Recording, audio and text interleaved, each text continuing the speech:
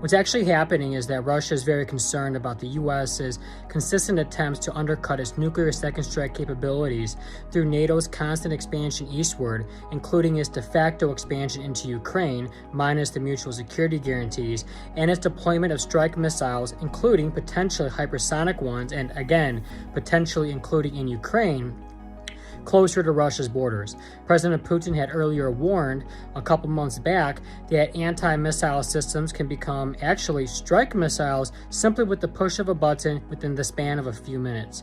Quite clearly, these are red lines for Russia's national security, which explains why it publicly proposed what it terms its security guarantee request to the United States in late December. And the first thing that Russia wants is the United States to agree to not expand NATO further eastward.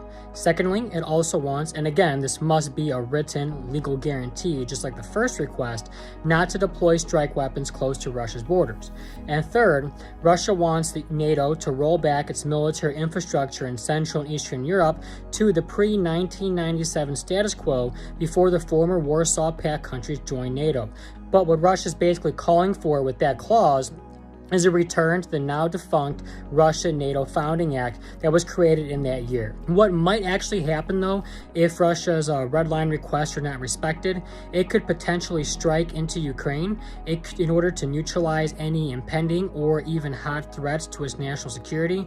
But it seems very unlikely that we're going to see any type of World War II style invasions that people are fear-mongering about. Russia believes that the pretext upon which this crisis can escalate, meaning Kiev initiating a third round of civil war hostilities in eastern Ukraine, could actually just easily be addressed if Ukraine simply complied with the Minsk agreements for ending the Ukrainian civil war. Ukraine itself had agreed to these quite a few years ago, and they became enshrined in international law after the UN Security Council passed a relevant resolution. So that's what's actually happening from the Russian perspective, which is the complete opposite of what the mainstream media is saying.